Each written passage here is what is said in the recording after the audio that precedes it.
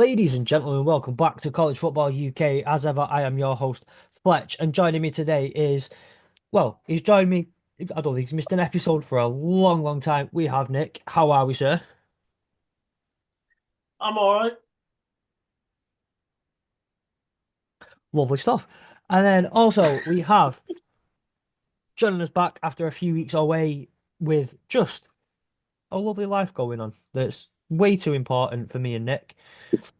We have Sam. How are we, sir? Yeah, good, all good. Just slowly getting my head back into what's going on in the American football and all of that, and the college and the combine, obviously. Yeah. So yeah, I don't think we've seen you like since the champion. Actually, do you know, I do we're not going to notice talk that about it. it's We're been just not going to talk about it. since the semi-finals we've not seen Sam here. I've just clicked in my head that. Yeah, yeah. Um, Well, did you check any of that of the championship game? no, No, don't didn't blame you. watch it. Didn't Do watch not it blame you. Oh, because to be I, fair, Sam, I wish I hadn't either. to be honest, if it, I would have been more inclined to watch it had not what had happened in the semi-finals happened in terms of the way it went down. But we're not going to talk about that because I'll just get No, angry again. no, because do you know what? We don't look backwards. We look forwards on this podcast, and we're Yeah. looking forward to the 2025 season. We do have to do a little bit of looking back, and saying that we do look back a little bit every single week when we review games. We have to look back a little bit, but realistically, we're all about looking forward at what's to come, and this is the 20. We are looking forward to the 2025 season. With that in mind, I think today, just because of all the little things that are going on, there's not too much to talk about. So we'll just kind of go through some of the news and then look back at the weekend, at the NFL Combine, and just we'll probably just give a few thoughts on who we enjoyed seeing, who and some of the things that we noted down from it. First up, though, the only thing well, there's a couple of things that we have is that the NIL settlement of $2.8 billion is to be shared among 300,000 athletes, but is still facing objections. What do we know about what's going on with this at the moment? Obviously, this settlement has been brought by the athletes who played mainly college football, but it does involve other sports as well. Um, it's the athletes that played and finished college before the NIL agreement came in.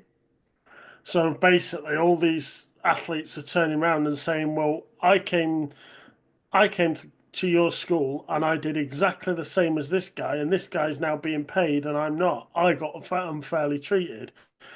And so that's where the whole settlement has come from, a little backstory.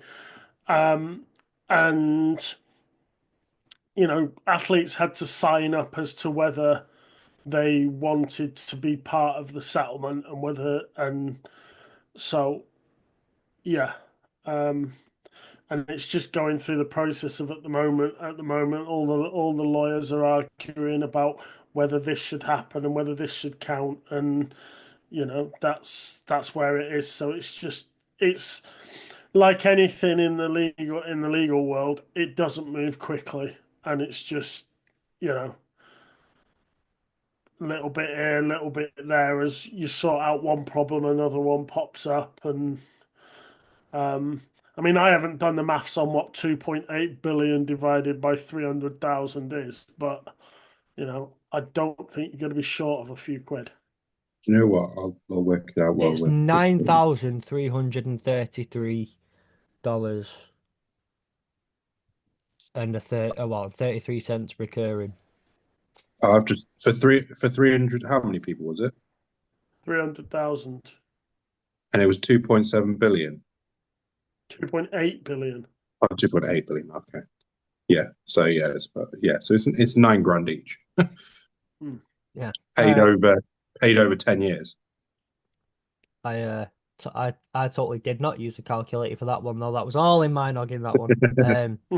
Unlike others. The no, it's a lot Paid of over 10 years is not a lot of money. If you think about 9,000 compared to what they're going to be earning, it's pins, really. 900 quid a year. Yeah, it's nothing Well, really. that Let's that's be honest. if that's if they pay everybody in increments going forward for 10 years and Mm. not prioritizing getting 9 grand to X amount of people first and then 9 grand to the next amount of people and then using the 10 years to kind of go through everybody. Some of them are waiting 10 years and we'll get okay, a nice little 9 grand, but you're just gonna wait 10 years and then get it, and some people are gonna get it. There's also Oh, no guarantee that all 300,000 it will be impacted by it. They're just the ones that have applied for put their name down. Well, I'm just reading this. 343 people opted out of claiming any money. 73 had submitted objections to the court, and 101,935 had either filed a claim form or Yeah, updated their payment information, which gives them a chance to receive a portion of the nearly 2.8 billion. judged to rule on April the 7th. And it's Day before my birthday, that. and we're looking at nearly 390,000 people. So that's nearly basically 400,000 people. Not pretending like I'm not just adding Sam's name into my calendar for his birthday. Pretend like we didn't hear it, and then that's okay. Now I need to double check. I'm gonna obviously like just don't mind me. This is the face I make when I'm doing mathematics of my own For volition. 390,000, it's £7,179 per person. If all 390,000 people were eligible for that claim. Hang on. Yeah, Sam's calculator's right. It's I did use a calculator for that one. My yeah, mind isn't that good. yeah. No. I use my mind for just for So clarification. again, over a 10-year period, that's what, like Yeah, £717 a year, or dollars, should I say? It's nothing. I When you mean, think of the grand scheme of things, if all of these, it's probably dependent on whether who's actually claiming. But if this is going to be NFL players claiming, or now NFL players claiming, or other professional sportsmen and sportswomen claiming, that's nothing. It's like a fiver to them. Yeah, but it's like we It's said. the A lot of principle, college isn't players don't make it to the NFL. it? Mm. A lot of college players don't make it. So there's probably, you know, some of the lads, you know, $700 is like half a month's wages. Yeah, It'd be a lot. that's it. To some of those people, it'll be a lot of money. Mm. um, You know, yeah, but I'm also thinking like I don't want to take away from the fact that I get it. It feels unfair, but if you were an athlete on a scholarship, you're competing for the school. At least got some form of what can be considered compensation. If I'd get it if these were walk-ons or people who were in sports that didn't accrue um scholarships, so they had to pay their way through and also got knocked out of the money. But I don't know. I do feel like if you got a scholarship out of it and your education was free for 3 years and you've now got a really good job because you were able to do a damn good degree for free. I don't know. It's easy for me to say though because I wasn't in that position, I guess. Yeah. Like I say, there's going to be people who will massively benefit. There's going to be people who it means nothing to them. So we'll just see what comes of it. Yeah. Um. Either Also, way, it's a big L for the NCAA. oh, massive, massive. And talking of big L's, you may remember, especially if you are not new to college football, you will just remember this anyway. If you are still relatively new to college football, you may remember us talking about it last year. The Florida State Clemson debacle with the ACC and how they were suing the ACC and taking legal action against their conference in order to try and get out. We spoke about it last week because as we found out that UNC were watching Florida State and Clemson go at it with the ACC, hired their own internal, hired some lawyers to go in, look over the paperwork, let Florida State and Clemson do their dirty work, and then kind of act accordingly depending on how that works out. Um, well, that has reached a settlement. They've settled on the litigation. Nick, you brought this one forward. Do you know what's going on with all this? What do you know about it? Not loads. Uh, Sorry, you've just caught me doing something else. Um, I think I want to know what you right. were doing. No, so I've just sent a link in the chat because it was about that NIL and scholarships. I got carried away. Xhamster.com. Yeah, basically, we talked about this last week, didn't we, Fletch? We talked about Yeah, how North Carolina could sit back and watch what's going on. yeah, Um, they have this week agreed a settlement. Um, it allows teams to um, leave a conference up to 2036 and reduces the penalties that they have to pay. They will still have to pay a penalty if they leave, but it significantly reduces what they yeah, do have to pay. It's not really something I've been sort of all over. You gave me a lot of detail last week as to what was going on. yeah. So, but it was something that I just happened to notice when I was going through the news this week as to what had gone on. So as a result, so what originally I think what was that? So both schools filed lawsuits against the ACC, um, and according to Florida State's attorney, could have meant paying as much as $700 million to leave the conference. The ACC sued both schools to preserve the grant of rights agreement through to 2036. Um, but instead, the exit fee moving in from next year is going to now be $165 million. Yeah. That fee then declines by 18 million per year, leveling at 75 million in 2030 to 31. So any team that pays the exit fee can leave with its media rights intact. So that's the agreed settlement essentially. Yeah. Yeah. Currently, any school that wants to leave before June 36 must pay 3 times the operating budget, a figure that would be about 120 million, plus control of that team's media rights through the conclusion of the grants of rights. So yeah, you're looking at $360 million just to leave, and then whatever the media rights value would be. Well, good thing Florida State have had this year then, because their media rights will be worth naff all after this season. I don't know about Clemson might be a little bit more expensive after making the playoffs, but you know, um, no, that's. Do you reckon they'll pull the trigger on it at some point? And again, the question remains. And yes, I joke about the Florida State season, but who can Florida State go up to right now and say, "Look at us, we're really valuable for the SEC or the Big Ten or whoever." They've lost a lot of the leverage on that by putting together such a terrible, terrible season. Yeah, I think Florida State are in a bit of a pickle now with what's happened. But they can turn it around if they produced a much better season this season, then that changes. But they may be looking at maybe sort of 3, 4, 5 years down the line when it starts to reduce, because by that time you're looking at a lot less anyway.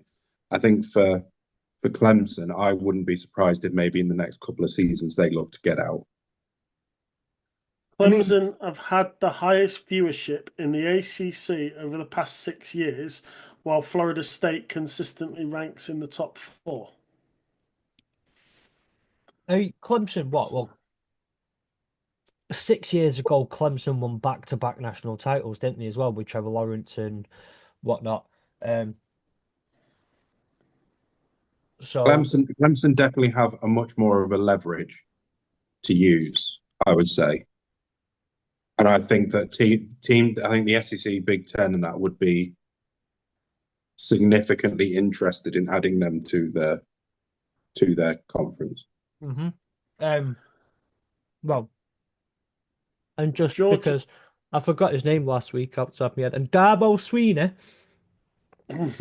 Um, You remember him this I week? remember this. Mrs. Fletch wakes up now in the middle of the night and just going, "Who the fuck's Darbo Sweeney?" Because I'm ingraining it into my brain. But Clemson have the and it still have the ability to say and swing the mic around a little bit in those conversations. I don't know though, like what were you gonna say though, Nick? Because I do this point I was gonna make has tie into something else. No, it's all right. All I was going to say is, despite the point I made about Clemson having the highest viewership over the past 6 years, the team that led the viewership in the ACC this last season was Georgia Tech. Thanks in part to a week 0 game against Florida State. I wonder where that was. Uh, the viewership, no, I have no idea. I can't remember. I vaguely remember laughing a lot at that game. Yeah. I know who didn't laugh at that game. And his Um, chocolate bar. oh, leave it with the chocolate bar. Leave it with the chocolate bar. It's funny. No, it is. It is very fair. But the point I was going to make was just this has the East. Well, actually, to be fair, I want your thoughts on this as well, Sam. Now you're on here. We spoke about it last week. The playoff picture and what the Mhm. SEC and the Big Ten have put forward as a potential playoff picture with the 4-4-2-2-1-1 structure for a 14-team playoff. For those of you who didn't listen last week and aren't up to date with it, that's the 4-4-2-2-1-1 is the amount of auto bids a conference is going to get into those playoffs. So the SEC will get four, the Big Ten will get four auto bids. The Big 12 and the ACC get two each. A group of five school will get one, and then there'll be a spare one just floating around for the next best team who wants to get into the playoffs. With the ACC only getting two teams, now Clemson can probably lay claim any given real year at the moment to say we will be one of those two teams. But it takes one slightly bad year. Now Bill Belichick's at UNC. If he really does do what he's supposed to do and everyone thinks he's going to do, you've got another challenge for the top two spots. There will always be a couple of teams looking to challenge you in the ACC. With SMU now being in the conference and all that sort of stuff, it's not going to consistently be easy. Do Clemson say with the might they've got, like I say, back to back national championships a few years ago, still consistently I have the opportunity to get not only get into the playoffs but be competitive in the playoffs. Do they say, listen, for what it's worth, I'm not having half the opportunities to get into a playoff spot? Could they realistically put themselves up for a top four spot in the SEC every year or most years? Or the Big Ten? I'm not saying necessarily the Big Ten because, well, to be fair, the Big Ten have added like USC and UCLA and whatnot, so the other coast might not be too much of a problem for them. I think the way that the SEC is going, I mean, I know obviously this year not a single SEC team made the Natty, and there was all of the stuff with that. But Again. I think that the SEC has a lot of teams that will be competing. Whether I think Clemson can mix it with those, I think they probably could, but I think it would be a lot more difficult. I think the Big Ten, it's whether they think that they're able to compete. Like, yes, fair enough, they would get there's four chances to get a spot, but you've also probably got, I would say, comfortably 6 or 7 teams that could easily make it every single year. So, do you want out of be that seventh team and have essentially 4 out of 7 chances to get it. So, or do you want to be maybe 2 out of the 3 spots you get it? It's just whether they find the odd, whichever they find the odds to be more. If they think they're good enough to compete against those teams, then yeah, the move seems sensible. But not all conference moves work out. Yeah, So it's it's it's one of those is whether they think that they are able to compete. And I don't want to big up the SEC, but I just think that there are so many teams that could easily make those playoffs and take those 4 spots, that whether they think they could actually do that against those is another question. I don't know what their record is against SEC teams. So I mean, if someone out there knows what their record is against SEC teams, then you know, and also Big oh, Ten, I suppose, is a separate thing. But Clemson. Oh no, wait, that's from 2011. I don't want to use that information. Um, well, as of August 13th, 2011, they had a losing record against every single SEC team. Um, what does this one give us?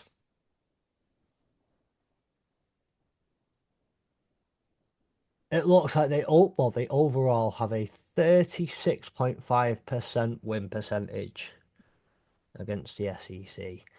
In the 2020s, however, I say however, that's less. Uh, they have a 33.3% win percentage. Um, yeah, so Clemson versus SEC overall, 36.4% and a 38.9% in bowl games. yeah. Um, so this year alone, they went 0-3 against SEC teams. So the year before that, they went 2-0. Um, Then the year before that, they were 0-2. The year before that, 1-1. 2020, obviously, we well don't count that year. Um, yeah, I don't think they have the greatest. How are we gonna say it? Don't think they have the greatest claim to potential success in the SEC. I mean, this year alone, they got absolutely curb stomped Mm. by Georgia in week 1. They lost in that really close one to South Carolina in um, rivalry weekend. And then, well, Sam, you can tell what happened to them against Texas in the playoffs. Oh, we curb stomped them as well. Exactly, they got curb stomped. Didn't look like they might come back in it for a second, Yeah, we, but we, they we gave didn't. them a bit of hope, and then we just carried on curb stomping them. Playing with your food, that's what we call it, isn't it? Yeah, Playing with your food. yeah, They don't have the greatest claim to success in the SEC. yeah, and that's. I mean, and obviously, it's hard to then talk about because it's all retrospective. The more if you move into the SEC, the likelihood is you are going to probably bring in a bit more money. You have a bit better reputation, bring in better players. So it would naturally you could improve that record. But I just think as it stands now, going into that division, I think you would struggle to make an impact straight away. And I think you'd be looking 3, 4, 5 years into the future. So it's whether you want to compete and get one of the 2 spots and be one of the 2 in most years, or struggle for a few years and then become potentially one of the 7 or 8 that goes for those 4 spots. Yeah. Um, I just think it's risk and reward, isn't it? I suppose at the end of the day. yeah. Look, I've not done this for a while, and while I'm on this page anyway, Sam, if you're on the same page as me, the same website as me, get off it now. Um, because I've not done this in a while, but a little bit of trivia for you. Talk about Clemson in the SEC. I moved on to Clemson versus the Big Ten, so Oh, yeah. okay. Clemson has, as we've said, 36.4% overall record versus the SEC. They have a winning record against only 2 schools in the entire SEC. A number of schools, well, they have a number of schools in which they have like a 50% winning percentage against. Only one school they have 100% winning record against in the SEC. Which school? And there's no trick here. It's not a school that used to be in the SEC. It's a school that's still in the SEC. Kentucky. That's wrong. Ignore me. Auburn? No, they have a losing record against Auburn. That's unfortunate. I think some of these as well. You can tell how far some of these games go back because like they have a tie against Auburn in their history.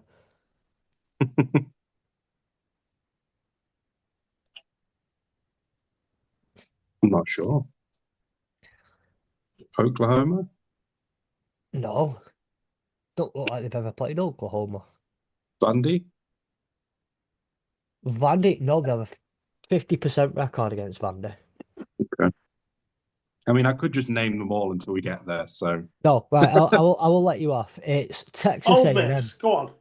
not Ole Texas. Miss. Texas A&M. Um, they have played them twice, won twice. Fun fact about Ole Miss though is they are one of two schools in the SEC that they have a 0% win percentage against. Ooh. That's what I meant.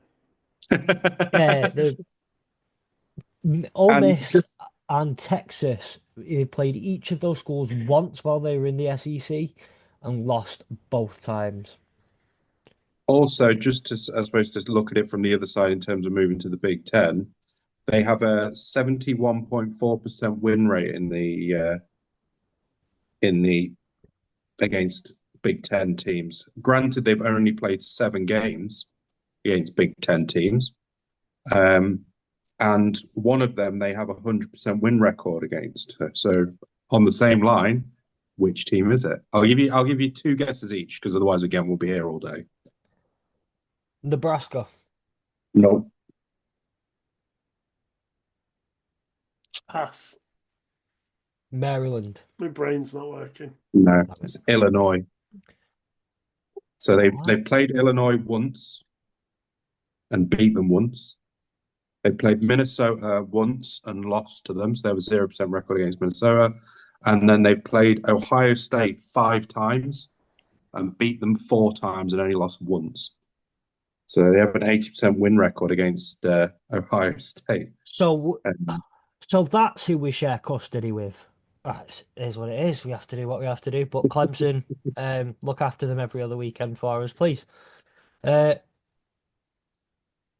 right, okay, that's actually a little bit interesting. That yeah, so there's a little argument to say that they could easily join the Big Ten and maybe compete in the Big Ten, but based upon record, less so with the SEC. But yeah. there's a lot more, there's a bigger range to look at for against the SEC than there is the Big Ten. So Lovely. So, well, that's kind of I think where we're at with Clemson and and FSU versus the ACC. They now know the figure and have agreed upon the figure it will cost them to leave the ACC. It's about now going back to the drawing board, seeing how much, well, what they value, where their options are, and what they're going to do. I honestly don't see FSU right now, given that even in the transfer portal and in the recruitment, they lost a lot of commits late on, a lot of commits flipped from FSU, went to Florida or went to another school.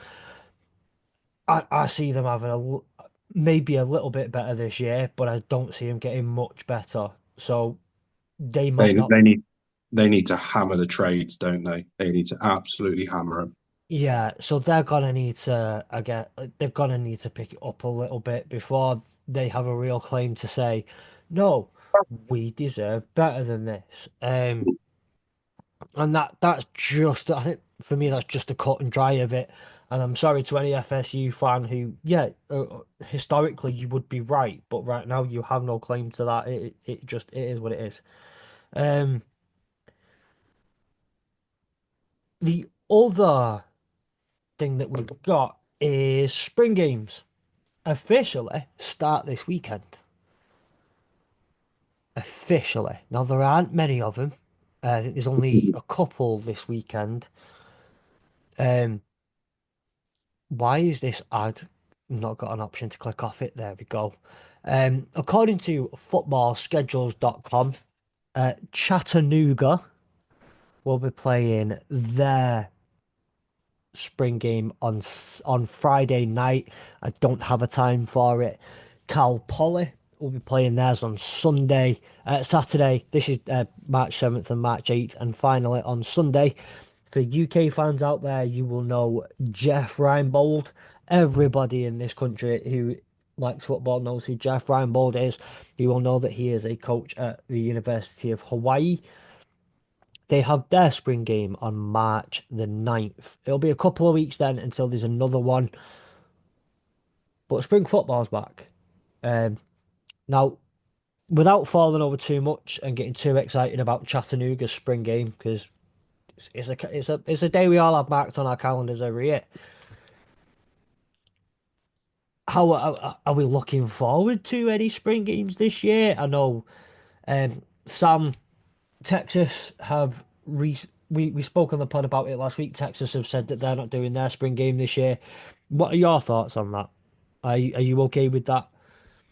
Yeah, I think as we were saying off air, I think that Sarkeesian has come out and has sort of explained the reason for it, and I I fully back what he's saying is the sense that they have lost 13 players this year to the draft. I think it was 12 last year that they lost to the draft. So losing 25 players in 2 years, and then obviously the players that you then bring in, you've got it's such a different, like, it's not like losing maybe one or two and having most of the team together still. You're looking at almost like a half a team, Yeah, completely different new. A lot of them are kids, they're just coming from high school or have been there maybe a year. And it just, I don't think that it would be it's not beneficial to the players. It doesn't do anything for them. They still need to learn the schemes. They still need to learn, get used to who they're playing with. I just think that it'd be better for them to use that time more wisely to, get to know each other. Um, and so, yeah, I'm not too fussed that Texas aren't doing it. And I think that, situation different. If we'd have had a few more players that had been there more for a longer period of time, maybe it would have probably gone ahead with the spring one. But yeah, it just doesn't make sense. You know, and also I think there is an element that even some of the players that are still there that have been there a couple of years, they're already playing 30 games across 2 years. They've just come off a season where they played 16 games. So yeah. realistically, is there much of a point to them, you know, playing that game, or is it best to just let them enjoy a bit, enjoy spring break, so they say? I mean, I do get the fact that, like, especially for playoff teams now, you're playing football into mid to late January. Something a lot of those students finish playing in November, the last weekend in November. Now some students are being asked to play until, two more months basically. I know you get a nice little break in between that. It's a lot of football. So no, I completely understand the position. I do. Um, I still do feel a little bit sorry for the fans who, like, can't maybe afford a regular season game, who got it's a bit like going to a pre-season friendly over here. Yeah, you're only gonna get to watch like a couple of members of the first team play at any given moment, but like, it's a cheaper ticket that you can probably go to Mm. with your families. I do get their frustrations. Um, but with spring games come spring training. A lot of teams are reporting back now for spring training. I want to give out a personal highlight of mine. This has had me giggling for nearly a week, and I've been so excited. The first thing I saw when I saw this, the first thing I thought was, I can't wait to say this on the podcast. Um, you may know my love for the mighty, the greatest team to come out of the state of Georgia. That'd be Kennesaw State, the winningest startup program in college football history, might I add as well. Their spring training program is back, and the slogan they have chosen um, is "Choose Your Hard." Choose your hard. Um, What? That doesn't even make sense. It's not even a sentence.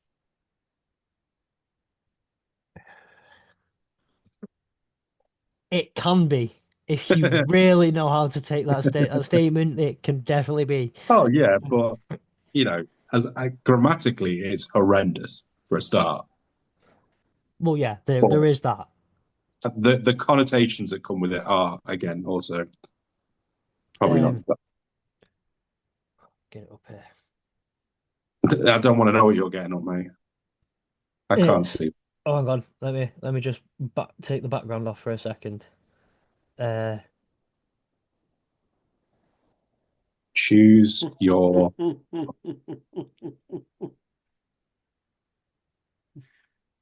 Very That's good. there's again, definitely it took me to stop giggling. some kid was given a job to do, and he ran with that job. uh, It was that's the benefit of submitting like 10 minutes before the deadline, so no one can say no, go back and edit it because we haven't got the time. Yeah. But luckily, you're no longer working for the graphics department in April. You're not doing that anymore. Um, but no, spring training back on. A lot of players coming back. The exciting part about that really is March Madness as well. March Madness is returning. No, this isn't football. This is basketball. Don't know about anybody. I've never watched March Madness before. I've obviously watched the news coming out about it and all the Cinderella stories. And last year you had like all the Caitlin Clark stuff coming out and the Angel Reese. Um, I can't wait. I know you guys said you're not going to give it a go, um, but I'm very much looking forward to it. Do you know much about March Madness at least? Apart from what you just explained off air, no. It's I'll try and give a little bit of a brief because again, we're going off the idea for this podcast that most people watching or listening are not necessarily like that are new to the sport. So again, if you're not new to this sport, I am very sorry if we're just explaining things you already know. It's a knockout tournament comprising, well, starting out as 68 teams, and it is a knockout from the start. So if you don't win, you go home. And it's famous for, much like the FA Cup, it's famous for watching small teams, small colleges go out there, do some David and Goliath stuff, go on big runs, make later stages of the tournament, and it's always seems to just be a bit of fun, and there's always a little bit of craziness that goes on every single year. The I'm excited this year. Michigan don't get invited very often. It's an invitational, I think, for the most part. Michigan haven't been invited for a while, but Michigan are in it this year, so I can't wait for that one. Uh, there's a lot of information. I don't know what half of this means. Has it already started?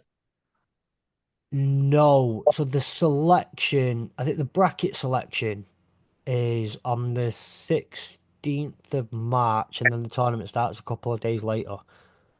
Okay. I may need to watch the women's this year because the Texas Longhorns have just won the SEC women's basketball team. So may Uh, need to watch. yeah, UConn have won it for the last 2 years. Uh, by the looks of things. Yeah, UConn. Uh, Kansas, The Jayhawks won it in 2022. Baylor won it the year before that. Have Texas or Notre Dame ever won it? I don't know the answer to this one. It's not like a setup if you haven't. Um,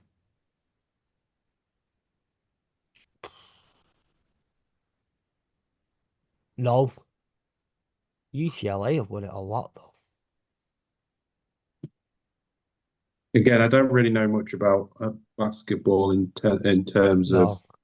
college basketball, but basketball in general. Um, I'm not sure. I'd have to check, but I'm not sure if Texas have a particularly good basketball program, but I wouldn't know. Well, they're gonna have to because where the SEC is going, they may as well just become a basketball conference now. Well, the women's won the SEC conference just very recently. Yeah. Um, and just looking here that the men's basketball team won today, beat MS State 87-82, but they're 17-13 as a record, so I don't think they're particularly good. Yeah, they're near the bottom. So Um, Jeez, man, this page is long. Wikipedia, sort it out. Right. Okay. So I don't want to. I don't want to make this all about college basketball, but I do recommend for anyone who's looking for a bit of something different or interesting to watch, go and watch some college basketball. Um, if you know how to get college football games during the season, you will also know how to get college basketball games. It's the same way. Um, so I'll be giving it a good go this year. Obviously some of those games will be starting at like 3, 4 in the morning on a Tuesday, and as much as I try and do it for the college football season, I can't do it all year round. Um, my body won't let me, and my wife won't let me. Those are just statements that unfortunately are true. Um, the other thing though, and I think the last thing we think that's really of any importance this week just been is the NFL Combine. Lots, I think, to talk about that we'll go through a bit more over the weeks. But just start us off real quick, Nick. Is there anything that you can anything you took away from the Combine this weekend? Any players stand out? Any drills that you really enjoyed watching? Any position groups you Um, think did well? Um, there was there was a lot of movement on my board behind me the other day when I went through it all. Um, some players really shone. Um, Amarian Hampton, he ran a 4.46. He's close because Gentry chose not to work out. Hampton's closed the gap. There's a good chance that you know he's gonna go a lot higher than people expected. Um, Armand Membu has performed really well. He's probably jumped to quite high on the tackle list. Um, I would say the best performer was Nick Amamori, which I am delighted. I was on this guy months ago. I said months ago about him, and it's nice to see you know you see something and you think, oh yeah, he's gonna, and you keep going, and then it just slowly he's climbed up boards, and then you know I mean, he was fantastic. He had a 43-inch vertical jump and an 11'6" broad jump. I mean, yeah. it'd probably take me a couple of seconds to cover 11 foot, you know. He also ran a 4.38 as well, He also, 48, yeah, which is he did. for saying he's a 6'3" bloke, 220 pound. He's an absolute monster. Yeah, you don't want to run into him, do you? No. Um, so yeah, I think there's your your cornerback Baron. has Mhm. done really well at this combine as well. I think Yeah. a lot of players, some players sort of outperformed themselves and stood up, but a lot of players just sort of like did what they needed to do. Hmm. Um, I mean, you know, you being a Texas man, I've been really impressed with Matthew Golden as well. Yeah. He's, he did really well. He's when you think that, he didn't shine, he didn't do anything spectacular, but he was solid in everything Yeah. he did. He didn't make mistakes. He didn't do anything lightning quick or anything, but he was just absolutely solid with Yeah. what I he mean, did do. he ran a good 40-yard dash, 4.29, which is a good. Yeah. I think was he the second fastest at the I combine? think I think so. Yeah, there was a Matthew cornerback Hairston who was was the faster. fast. Yeah, Matthew Yeah, Hairston was the fastest. yeah. So I mean, he did. He just carried on what he'd been doing all season. That he just sort of, like you say, he just sort of maintained what he's doing. I think his stock has gone up, in terms of, when you think about where he was probably looking at going on the board. I think there's talk of him potentially being the first wide receiver off the board that isn't Travis Hunter. I disagree with it. I still think, McMillan is maybe the guy. But I think in terms of the others, I think he's probably up there as maybe sort of potentially could make the bottom of the first round. I know the I've Rams have talked to him, but I've got Golden at 3. I've got mm, Golden as the third receiver. I reckon he'll go in round 1. yeah, Um, someone who I just thought did really badly, and I think this was Isaiah more, Bond. yeah, just more down to the stupidity of him saying he was going to break Worthy's speed and absolutely bombed out. Probably didn't help his case, but I don't. I think he still was the fastest, second fastest speed according to next gen stats. Um, so Bond did reach a 24.17 miles per hour in the 40-yard dash, according to next gen stat, which was the second fastest time amongst all performers. So he Yeah, was the second fastest, but I'm assuming that what probably killed him was his start. Like yeah. he would slow out of the block, sort of thing. I think in one of them, I don't know if it was him or if it was someone else, but they slipped and still put up like a good 440 or something. Um, Gunnar Helm fell, twisted his ankle. Did you see that? While we're on Texas, did you see that picture that he posted on social media? His ankle was literally black because yeah, he twisted his ankle and then just kept going and just yeah. carried on. It's like fair play, mate. You know. I think So someone else who really impressed me was Landon Jackson, the yeah, edge rusher. I think I was reading up on him a bit afterwards, and I think he put in. Um, was it him? They were saying had put. Was it? Was it? Yeah, it must have been. No, sorry, not him. Shamar Stewart. Shamar Stewart. He put in a relative athletic score of a 10.00, so perfect. Although it was yeah. unofficial. Um, I mean, so yeah, I had him at number two, three, four.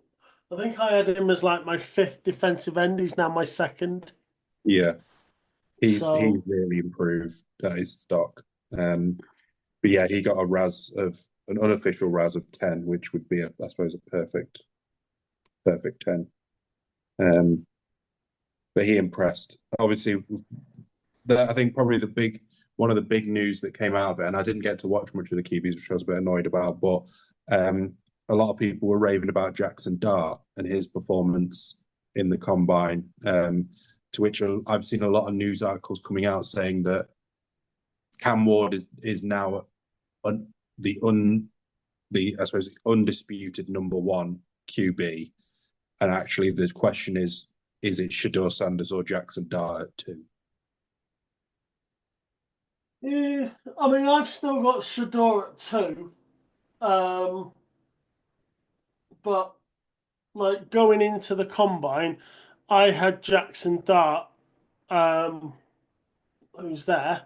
I had him in green for day one, but Yeah, coming out the combine, I've put him in orange for day two. I think he's.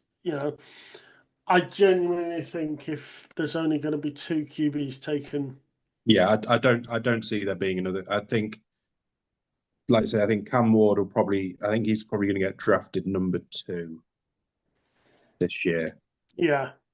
and I Although, think, yeah, I mean, I'm not sure, because with Cleveland having such a high pick in the second round, they mm, could quite easily take a very good QB at the beginning of the second. yeah, Because the difference between, say, taking Cam Ward at number two in the first round and taking, say, Jackson Dart as number two in the second round, with the quality of QB that there actually is, that's not a bigger difference as it would have been, say, last year. yeah. So So, maybe Cam Ward could drop to potentially three then. yeah, I think um, I think I I think was, I think Carter will go number one. That's my view anyway. Abdul Carter. yeah, I think. um, I think if Tennessee don't trade out, Hmm. I think they'll take Hunter because they said that they were looking for generational talent, Yeah, and they there said is they only wouldn't. They one wouldn't give up. generational talent player in that draft. Yeah, they said they wouldn't give up on a generational talent. But I don't know. It's a difficult one. I think it's for It me. is, This yeah, it's probably the one year, and I think it's probably because I think generally the quality of the overall draft is a little bit lower than previous years. I do think that the number one pick is a little bit harder to decipher at this point until we know what Tennessee are going to do. Yeah. yeah, Um, and I do think there are three players they could pick from. I think Abdul Carter is one. Obviously, Travis Hunter is the other. And I do think Cam Ward is still within a shot of getting a number one pick. It just depends on whether Tennessee are sold on sticking with Will Levis. Yeah. yeah. If they still Um, want to stick with Will Levis and they want to put pieces around him and give him a shot, then obviously that completely rules out Cam Ward. But I think that because we don't know at this stage, those are the three, and we won't know until we get a lot closer yeah, to the draft. But See, I'm I'm confused on Will Levis. I really, really am.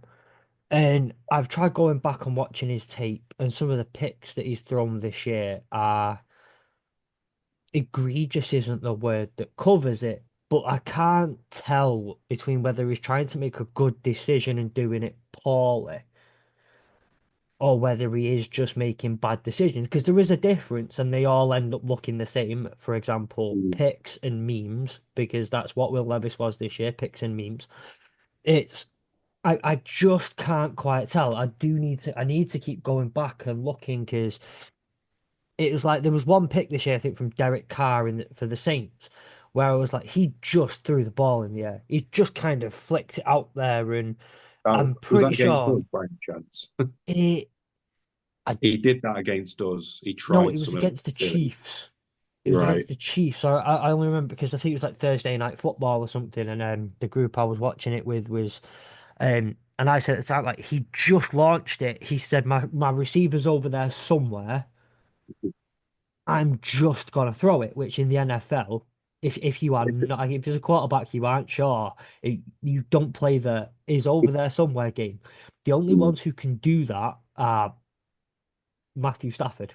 But the only ones, the only one who can do that is Matthew Stafford. Matthew Stafford can do that because he knows he's just so good at reading a game and knowing where his receivers are going to be and anticipating all that.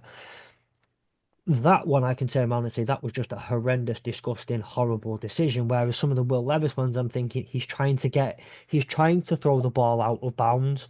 He just did it badly, and I can't decide whether it's coaching And he's got a bad old line and he's trying to throw the ball out of bounds, but he takes a hit on the way out. Or whether Will Levis. So it depends The on. thing, the thing with Will Levis, I mean, that he has shown glimpses of good games. Like there was one game where I think he threw, is it 3 or 4 touchdowns in a game, and he just look. There are times he looks really good. It's just the problem is there are times he looks really bad. Really bad. Like I Yeah. say, the picks they look Mm. really, really, and it's not to.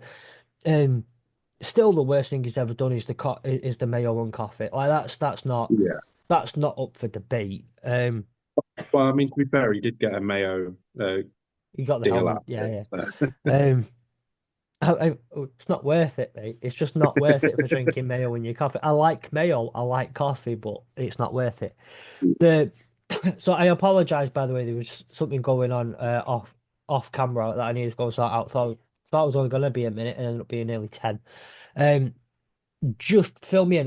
Who we spoke about real quick? Just So we talked about, in terms of sort of from a long horse play, we talked about Matthew Golden and Isaiah Bond, sort of the yeah, good and the bad with those two. Nick mentioned about Eman Wari, yeah, and how he'd picked him out a long time ago, and he's now coming good, and people are seeing it. I do believe him. It's not me. I wasn't trying to sound sarcastic with that. I do believe him. And then we talked a bit about Shamar Stewart and his yeah, near his unofficial Raz 10. Um, and then we were just talking about the first round picks at Abdul Carter and Cam Ward, and talked a bit about Jackson Dart and his whether he's potentially a contender for that number 2 spot or not, which is the news that's coming out since the combine. So I think what you'll find is when Sanders does his pro day, I think you'll see him slot back into number 2 and mm, Dart for. And it's only because Dart's done something and Sanders hasn't that it's all being bunched up. So it's always this time now because you've got obviously the combines happened, so now everyone's starting to put all the combine data in. But until free agencies happened, it's all in still in flux anyway. So yeah. it'll be really it's end of March before you start having a really good idea of who's going where because yeah. you need to wait for free agency to finish. Mm, Yeah, I mean that's a really that's a really good point. Is how free agency is going to affect teams' needs and all that sort of stuff, and it is something I want to bring up real quick, in a second. But I want to give a couple of shout outs to things I noticed in the draft. No, I was out Saturday night. I didn't have the chance. I've only just yesterday had the chance to sit down and watch the quarterbacks, wide receivers, and running backs. And can we talk about Will Howard for a second? Can we talk about just how He bad didn't Will have a Howard was? great one, did he? Just how I bad he was. who was it was talking about this? There was a guy who gave his opinion on Will Howard. Was it? Shadar Sanders, are you thinking It of? was Shador Sanders, wasn't it? And about how the Don't fact that understand the hate. it's yeah, and it's more the fact that he's thrown to people he doesn't know. Yeah, And I get that, but also other people do throw to are also in this yeah, combine and don't make the mistakes he did. yeah. I mean, like I said it last week, and I will be nothing if not consistent in my viewpoint in this, in that when but I say defended. I didn't outright defend Shadar Sanders and Cam Ward, etc., for not throwing at the combine. But saying like it does you nothing, especially if you are that high a prospect in the draft, it does you nothing to throw to receivers whom you don't know their timings, you don't know how they're gonna break a route, you don't know how they're gonna get leverage on a route. Um, there is all of those things, and I totally understand and that they are fair. However, the one part of me that is not fair, I say the one part, but the parts of me that are not fair are the ones that are tied to sporting teams that I enjoy and despise. So it is. I take a little bit of joy in it. I do take a bit of joy in watching passes flow over, behind, in front, underneath, below, and around wide receivers when they should have been being caught by them. So I do want to make that clear that one, I will stay logically consistent and understand that Will Howard is put in a position, and that is a difficult position to be put in, and it isn't a true representation of him as a quarterback. But on the other hand, that was a load of shit, and it was funny to watch. The and I, the other person I want to kind of give a shout out to though was Jackson Dart. I thought Jackson Dart was fantastic in just about all of his combine drills. Someone whom I think has got, I won't say a bad rep, he's not got a bad reputation, but I think he's been undeservedly pushed much further away from the pack than he should be. Um, Jackson Dart is a very good quarterback, and I think he's going to.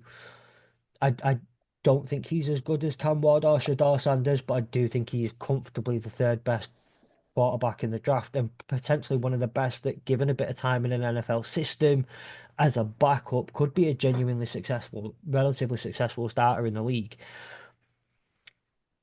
I'm very excited to watch how he falls in the draft, and he's someone I'm going to be watching intently because if certain players fall certain ways and QB needy teams don't have a quarterback by the draft, which will get us onto free agency, he's someone I could see being a this year's Bo Nix, who no one thought would come close, apart from DJ on Hurdle the Line, who weirdly predicted Bo Nix at 12 to the He Broncos. did.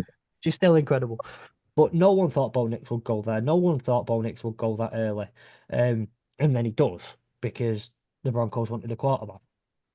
I think, Nick, you had a good take on I this in think, terms of the whole Cleveland Brown situation, whether they decide to maybe take him top of the second. yeah, yeah. I mean, because Cleveland picks so high in the second, they could, you know, pick Jackson Dart up at the beginning of the second, which would allow them, I don't know, for argument's sake, to pick up Carter at the beginning of the first, which then means they could trade away Miles Garrett, who doesn't want to be there. Yeah. So, there's until, like I said, until you see how things flow, it's very different. You just guessing really. You know throwing at a Yeah. you know. But But I think two of the QBs that I was pleased with their performances, who were day three QBs, were Tyler Show yeah. and oh, what's his name? Riley. Some I Oh, can't that remember. guy who lost to Ah, Northern Illinois. That guy who lost to Northern yeah, the Illinois. guy that lost to Northern Illinois, that was awful. Oh Um, God, Riley's. Anyway, I can't remember. But those two for day three QBs, they both did really well. They were solid. They didn't miss. They weren't amazingly. Show was actually really good, but Riley Leonard didn't do anything bad. He nailed all his passes. None of them sort of shone. There were a few of them were a little low as well. They didn't have loads of height. They just cut through quite straight. But I think those two have done themselves some good as well. I didn't get the chance to watch any of the QBs. How did Quinn Ewers do? Out of interest. Um, he did okay. He was, um, I'm going to say steady. He didn't do anything flash. Hmm. His his 40 time was middle of the road. You know, he he went through his reads quite well. You could see, as he takes the ball and he goes back, and the camera's looking at, you can see his eyes. His eyes are going through the motions properly.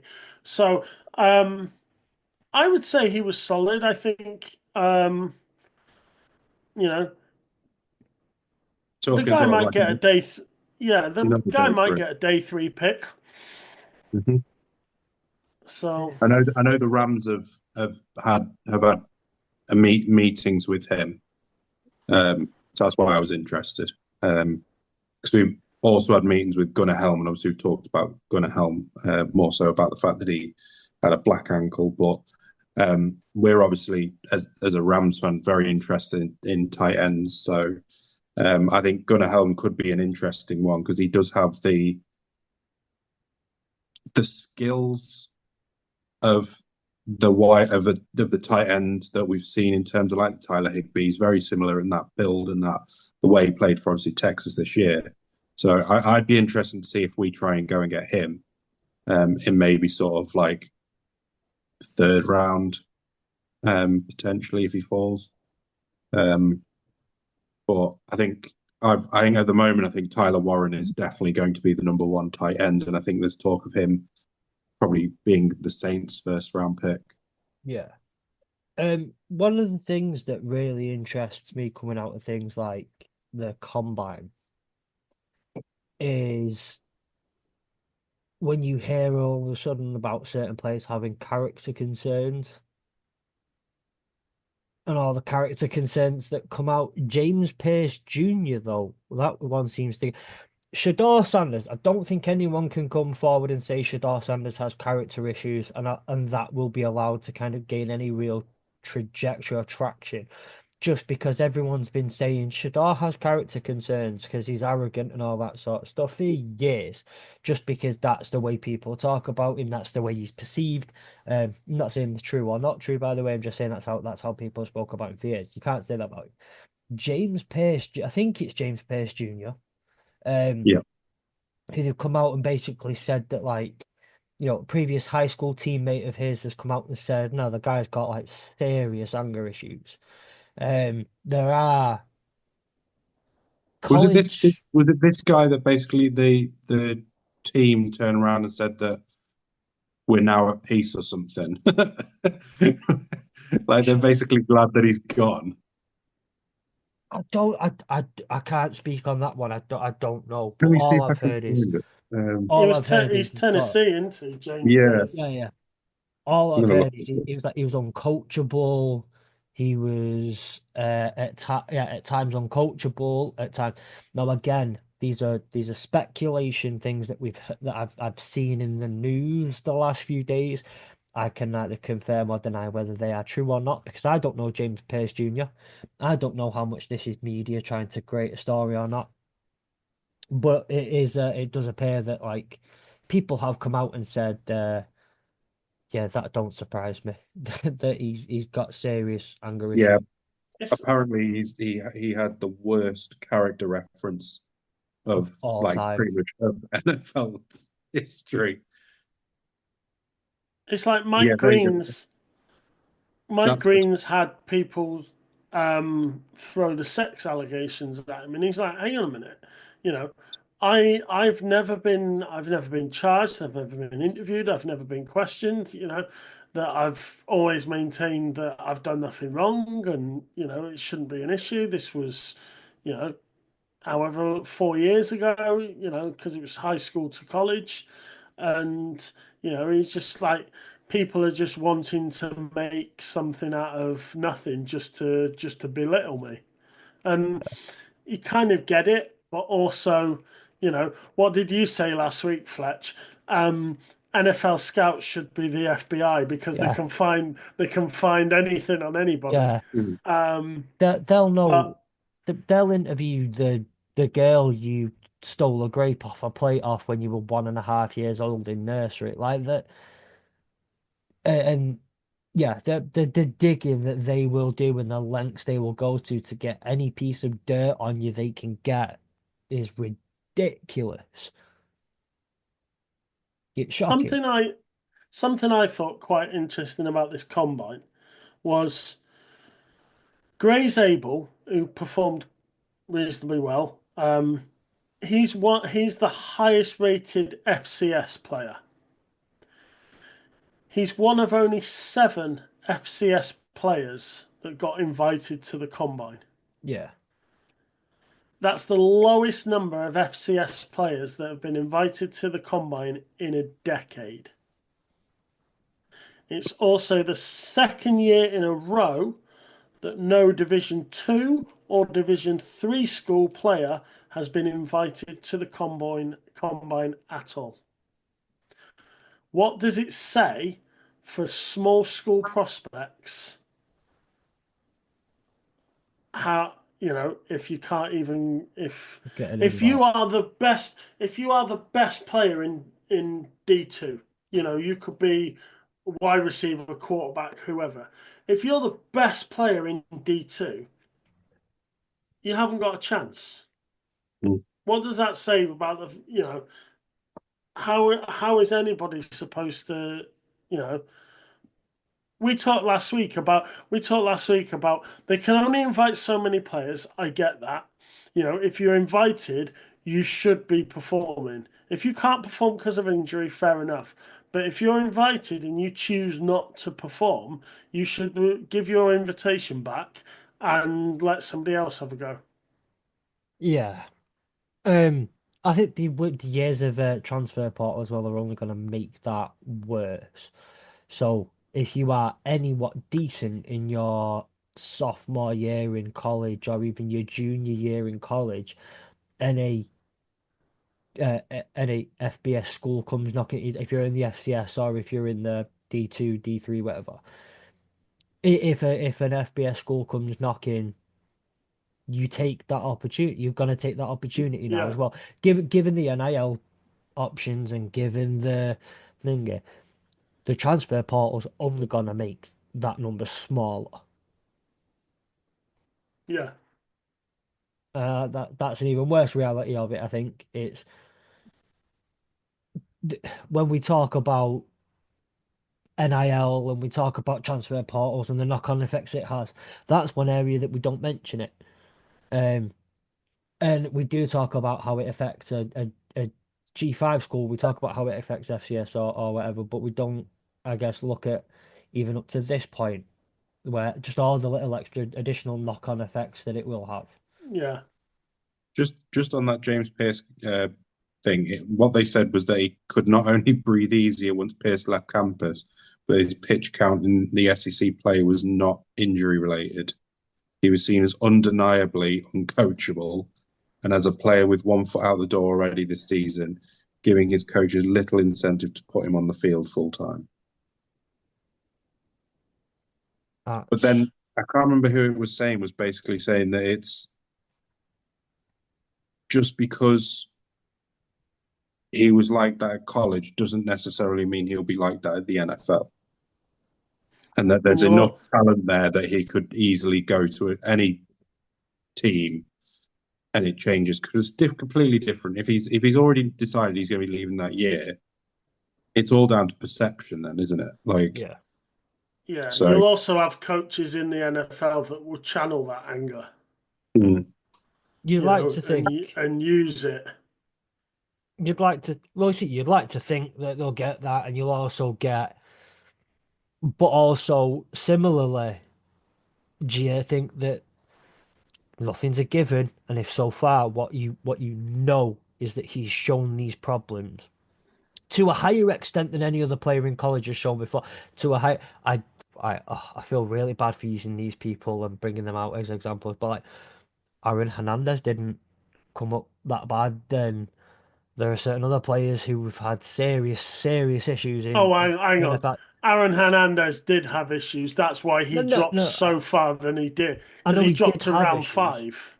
I know he did have issues, but if they're saying that this is the worst character evaluation All right, yeah, go ever, on, yeah. then I see what you obviously mean. it wasn't like Aaron Hernandez's wasn't that bad. Then all these people didn't have it this bad. Yeah, I see what you mean, yeah. Um, it. it's I mean, and the, given the situations that we've had before with people like that, if you say, well, like can't afford to take that risk because it's just not like, yeah, the kid's talented, but this is a deep edge class, right? The next person behind him is going to be talented enough to not warrant taking that risk.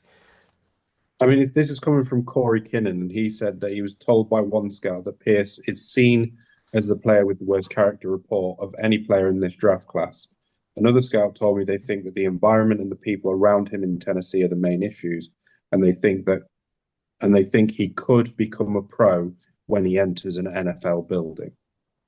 Yeah, So it's just a case of he's going into. It's not saying that he isn't going to necessarily be um, he's necessarily going to be there, like as in he's not going to not get picked, and things might change later down the line. But like I say, it's still going to impact play. Like it doesn't matter. You've got to remember that they can only go off what they're told, yeah, and if they're being told one thing, then obviously it's gonna.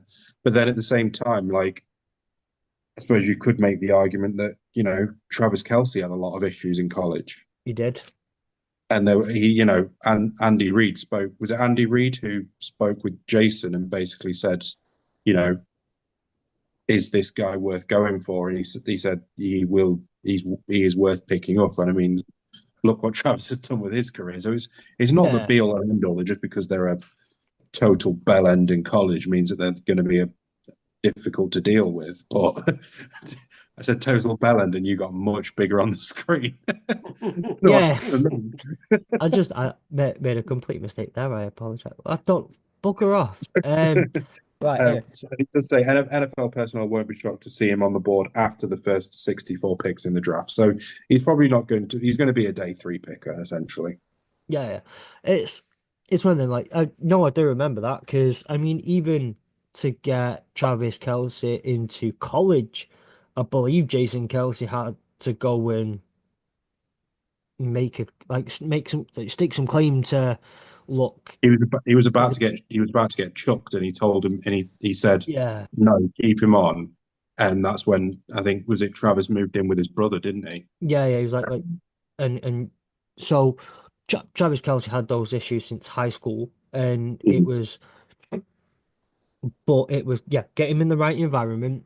People like Andy Reid, people like Bill Belichick, people like Mike Tomlin as another great example in the NFL of coaches who know how to get the best out of play, or at least players with character concerns. They know how to.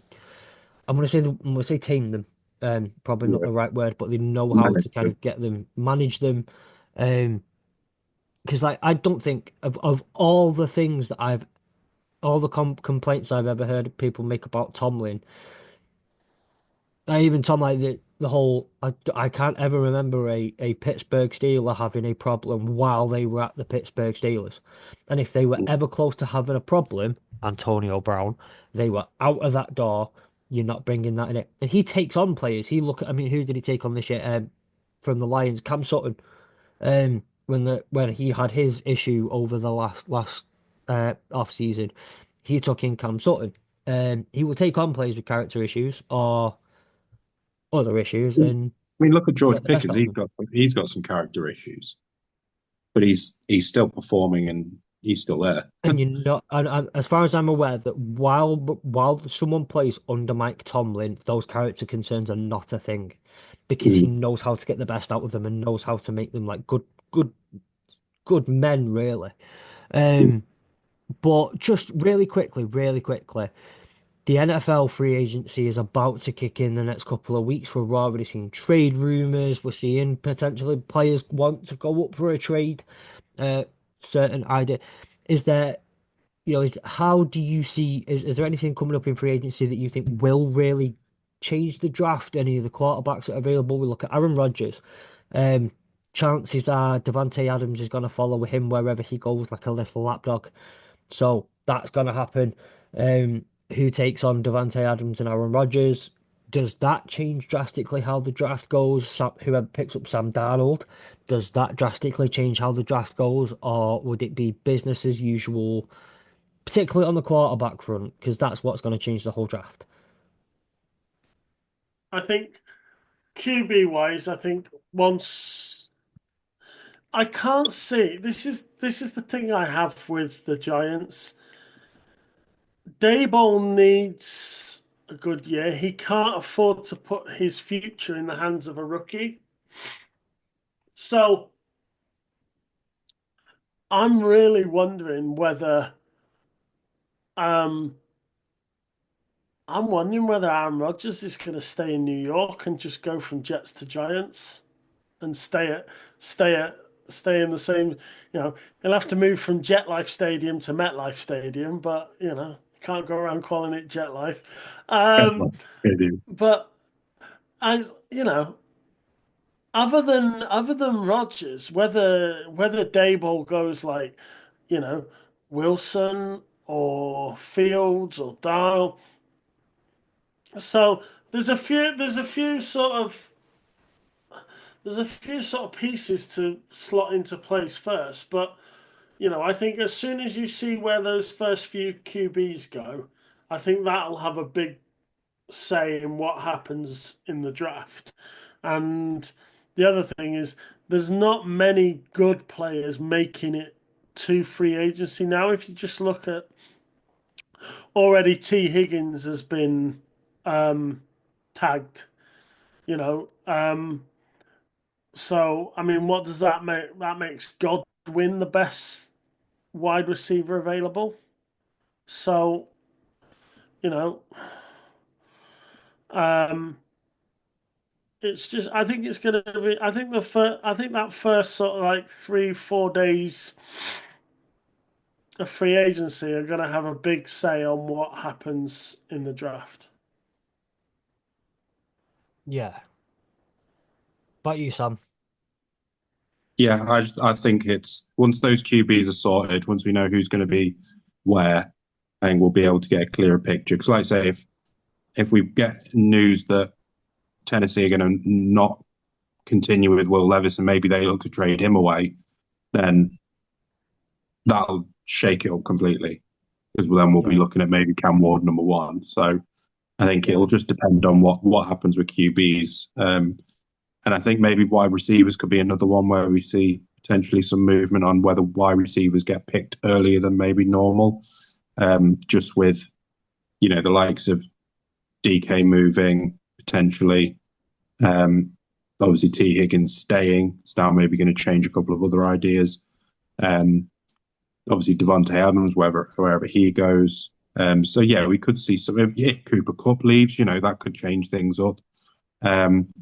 I know that Stafford wants to bring him, is trying to convince the powers that be to keep Cup there. So, never know, that could change things up. But yeah, I think there's a lot that could happen. I think it's once there's those, I think those two positions in particular, once they're decided, that could be an interesting way that it goes. And the same, to be fair, thinking about it, the Eagles getting rid of James Bradbury and Darius Slay, does that potentially indicate that they're going to be looking at another young cornerback, which again could change the way that the draft looks? Because Yeah. if teams know they're not going to get a cornerback that they want in the second round, do they potentially trade up to try and get something? Yeah. So, I think Do some the of the Eagles go for some Myles Garrett? well and yeah, from see what happens with Garrett. what I've They're a set team. They're a set team. They can afford to give away picks and not worry about, you know, giving away yeah. two ones and a two or two, three, whatever Garrett costs. Someone like the Eagles could give that away and still not affect their future. Yeah, well, they've just paid Saquon 40 million, haven't they? So Yeah. So Saquon Barkley. I said that. Don't take my line. Um, I from what I've seen, obviously, there's two teams that are apparently that are the most heavily linked to Miles Garrett, and then there's a few more in behind. Um, so given who one of those two teams are, I have seen a lot more of this trade consistently pop up on my timeline and within my. Uh, the Eagles and the Lions are meant to be the two most aggressive teams who've made phone calls about Miles Garrett. No, I stand by in the NFL anyway. Any GM that is worth their weight in just any Well, cheap material, for crying out loud, like, not even gold, any cheap material, worth the weight in, I don't paper. know, paper, yeah, is they make that phone call at the end of the day. You make that phone call. If the best defensive player in the National Football League is a potentially available and you don't at least go, look, tell us how much, you're not, like, you need to be fired immediately. Mm. How likely this is, and from what I'm aware and what I'm hearing, and one of my favorite people on the planet, he lives in Cleveland, is friends with all the Cleveland beat writers, and he's a Lions beat writer, or works with the Cleveland beat writers and the Lions. So he has a unique standpoint on this trade. Um, when I think it's 235, I'm gonna go off the top of my head and say someone told me last night it was like plus 235 is the um Philadelphia area code. 313 is obviously the Detroit one. If those two numbers pop up on any phone in Andrew Berry's office, apparently he's just basically as good as ignoring the phone calls for the time being. Um, the Browns are standing very firm on we're not getting rid of him. He's not going anywhere. Um, but if someone like he is to go, I don't think it changes much. No, because the Because teams that if he's going to go anywhere, it's going to be to a team that's already got a low pick. exactly. So the So way they're it's gonna not going to fall. impact anything. Um, No, it just revolving back to the draft. That's my point. yeah, If you're gonna get rid of Miles Garrett, you bring in Abdul Carter. yeah, Mm. You know, so like Sam, like we were saying earlier, right? Okay, for argument's sake, if you're gonna get rid of Miles Garrett, you're bringing in Abdul Carter at 2. That means you pick your QB at the beginning of the second round. If it's Yeah. Jackson Dart, it's Jackson Dart, whatever. You know, these are conversations that you need to have and you need to decide before you go into the draft. What are we actually doing? We can say we're not trading Miles Garrett, but if the guy's going to stay at home and not train and refuse to play and whatever else, he's no good to you. Mm. yeah, Get The only Abdul thing that I would Carter and have done with it. the only thing that I would say is if just going into this draft, if Tennessee decide to draft Carter, the Browns are screwed if they got rid of Garrett before the draft. So I think if anything's going to happen Yeah, in terms of that draft, it's going to happen. I wouldn't. It wouldn't surprise me if they do agree a deal for him to be traded if they get Carter. yeah, And you see a mid first round during the first round picks, somewhere in the 16th, 17th, 18th pick, we get a flash up. Miles Garrett has been traded for 3 firsts or something along, something yeah, daft yeah, like that. yeah, Because one of the teams, whether it be the Lions, the Eagles, potentially, you know, any of the other NFC, because I don't think he's going to AFC, it's going to be NFC if he's going to go anywhere. Maybe I don't want to. Obviously, we won't. But say, for argument's sake, the Rams as maybe another potential landing spot. We don't need him. I mean, we'd love him, and I'd love him to bits to be there. But I don't think it's where we're going with this. Um, you're looking at late rounds, so that's the only way that I think that a trade for Garrett will happen is if they can secure if they decide to pull the trigger on Carter if he's not been taken by Tennessee. That's the yeah. only way I can see it happening. I think having yeah, that plan, I think that's a really smart idea. To be fair, potentially having that plan in place the week before the draft and saying, right, we're prepared to take your offer of 3 firsts for Miles Garrett purely on the proviso that when we turn our pick in at 2, Abdul Carter's name is written on that card. Yeah, I that's a quite well. I say I don't know about the likelihood on it, but out of many options, that's a probably the most reasonable that I've heard. To be fair, um, conscious of time and conscious of yeah. Nick needing to go to bed, you going to I've got bed, to go and back. Yeah, it's dealing with waking him. up, so I'm going to go in a minute. No worries. Well, just to finish off, I've got a little bit of a fun fact for you, right? We spoke about the March Madness tournament, and there's brackets, and every year people do. When the brackets are announced, they'll go into work. People put $1 in, and whoever can get the most right. Um, 68 teams. You get your first four, and then it goes from like 64 teams all the way down to um, the final two, like most any knockout tournament does.